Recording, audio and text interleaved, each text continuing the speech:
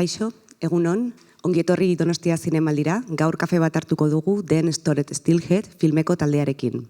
Hola, buenos días, bienvenidas al Festival de San Sebastián. Hoy nos tomamos un café con el equipo de la película Stilhed.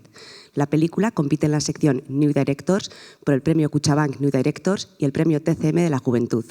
Hoy nos acompañan en este café la actriz KRISTINE THORP y la directora KATRINE. Thank you very much for being here. Thank you, and very nice pronunciation. Oh, thanks. Yes, very nice. So my first question is for you, KATRINE. I would like to ask you, how did the idea of the film come about? And I read that you developed the idea in a film school, in the Danish film school. If you can tell us a little bit about the process.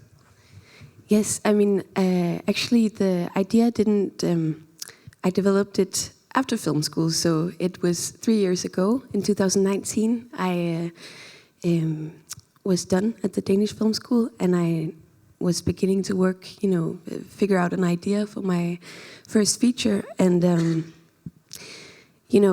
I grew up a Christian. My parents, they met at Bible camp. And, I grew up in a community of believers. So religion has always been at the backdrop of my childhood. And I was a believer myself up until the age of 14, 15, but then I started to gradually feel a bit more alienated towards it, and I guess you could say I started to experience sort of a crisis of faith, and since then I've sort of been in a spiritual identity crisis, I guess you could call it. So I think this film is, for me, a way of exploring this, or that was, how it came about, and we have a family friend who chose to become a sister. And I was there when she took her final vows. And it made a huge impression on me. And I just started wondering, what makes a person choose such a strikingly different way of life. And we had many conversations about this. I mean, Christine and I, we've known each other very long, and before there was even a story, I think I asked you, how would you like to be in a film about a nun? And we started talking about this, yeah. I was going to ask you about the casting process, but I see that maybe you knew each other beforehand. Yeah. How did you get to know each other, and how did you cast, or how did you work together? Well, we met, I think, 10 years ago. KATRINE was working on a short film, and which my ex-boyfriend made, and I just remember between the breaks, I just started talking to her, and I fell in love instantly, and we were very oh my God! I just remember feeling I finally found someone that I can really connect to in Denmark, because I'm Norwegian and I moved to Denmark while I was very young. And we just became instant friends, and we've been since, and worked together on several projects with me as an actress, but also as a production designer, because I did that earlier in my life. And we started talking about this project 3 years ago and developed vad heter det? Skitsen. We made sort of like a pilot for the film, I guess we call it. Yeah. Where we tested out, how does it feel to wear the costume? What kind of place should it take place? At first we thought we were going to shoot at this very traditional convent, an old sort of medieval convent. And we found out that that it was more interesting to place it in a more modern environment, to have the clash between, the costume and the surroundings. But anyways, back to your question, I think I find it so much easier to write when I know who's playing the part. And for me, it's been KRISTINE all along, so. Well, you are absolutely incredible in the film. I mean, with your face and your gestures, you just keep the story going, and you transmit so much with your face. So I would like to ask you, how was the process of impersonating this character, and to KATRINE also, how was directing someone Berta, so well? Yeah.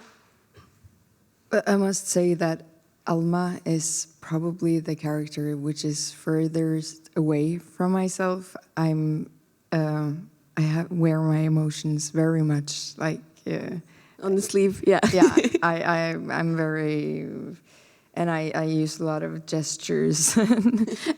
But Alma is everything is so controlled, and she keeps her emotions, good or bad, very inwards, and that was really, really hard for me. Yeah. But as you said, we had 3 years working on the character, and we also developed this really good technique, for us at least, where we make a lot of false memories for the characters we're working with, which we also did for this one. So we, KATRINE goes into this interviewing position, and I stay in character, and then we just improvise ourselves through the character's life, and also to figure out how the relationship for the character is with all the other nuns, and she could ask me, tell me about a good memory from your childhood, and what do you like to eat, whatever, and we just improvise ourselves through her whole life. And something is really wrong and bad, but it's something you can really use as an actor, or for me, yeah. This is a story about guilt, about forgiving oneself, about family reconciliation, and also about faith. You told something about us earlier, but what do you want to, what's the story behind the film? What do you want the viewers to see with this film?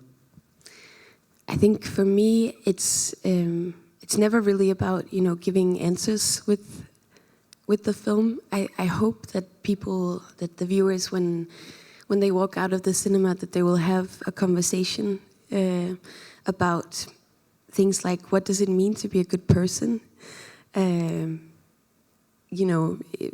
If you're a believer, if you're not, and also where can we find forgiveness?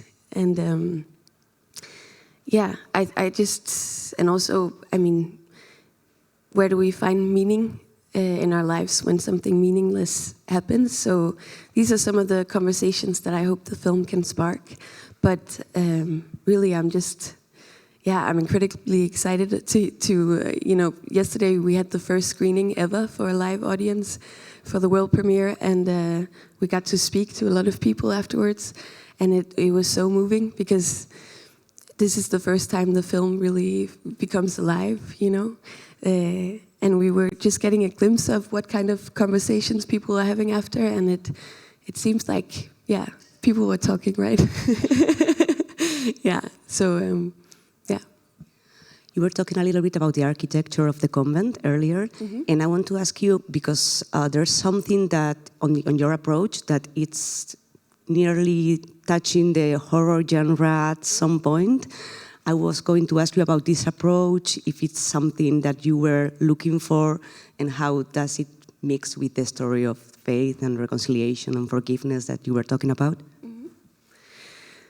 Yeah, I love genre films. And I love horror films actually also. But I think for this story, it wasn't necessarily playing with the horror genre. It was more, it's always been a psychological drama. And for us, it came very naturally to have these sort of metaphysical elements in an arena where faith takes up so much space, and where they actually, engage with the metaphysical all day long. So it didn't feel like putting a genre in the story, if that makes sense. It was more a way of externalizing the inner landscape of Alma, and also, in Catholicism, you have the water turning into blood, or blood turning in, no, what is it? The water turning into wine, and all these transformations. So we also play around with that a bit in the film. Yeah. Which are the references of the film? Because, I mean, you were talking about, well, there are some different, you can find some different maybe film references, but also literature, or I don't know, can you talk a little bit? You were working through 3 years in a process of creating the films. What would you were looking for, or which were like, yeah, the references? Mm-hmm. I think I've seen every film about nuns. There are so many. But also, I mean, we went out and visited a convent, and I think more than reading or watching films, this was incredibly helpful to go and see, you know, take part in their daily life and take part in their prayer. And yeah, and they were kind enough to let us in, even to the area of the convent that's normally, you know, closed for the public. So that was very helpful for me. And you went as well, right? Yeah. I imagine that you are going to release the film right now, so you will be like touring for a while, but are you working on something new? Are you going to be working together because you have a career together? I think, I mean, I'm in very early stages with a new idea, and KRISTINE will be the first one to know about it, so you can be sure that you'll see us again together. Are you working in something new too, or? Yes, I am. I'm working on a Danish film right now. We're shooting in Prague, but it's a secret what it is. But I'm very, very excited about it, and it's people that I admire very much, which is on the film. But I'm very much also looking forward to work with KATRINE again until I die. Thank you so much to both of you. I hope you enjoy your stay in San Sebastian, and we will be looking forward to your next feature films or short films or whatever you're working in. So, thank you. Thanks. Os dejamos con unas imágenes de la película. Hold hånden over ham, Gud. Han får ham til at holde sig væk.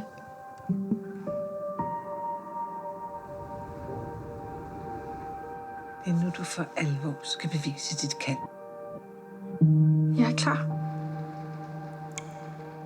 Min far ville have været glad for, at alle pengene går til klostret. Søstren er det evige liv. Det er Erik. Jeg skal tale med Silje Monrad.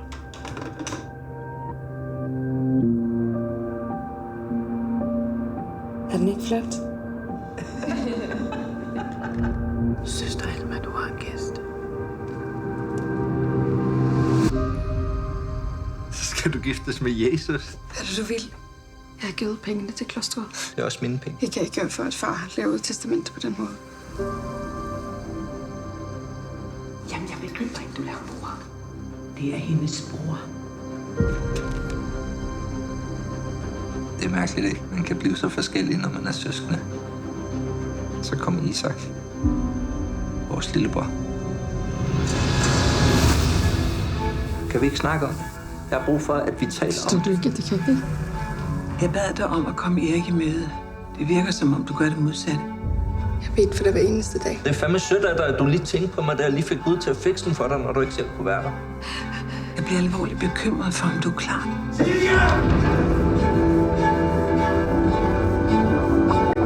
Hvad skal jeg gøre? Jeg lover, det her bliver min sidste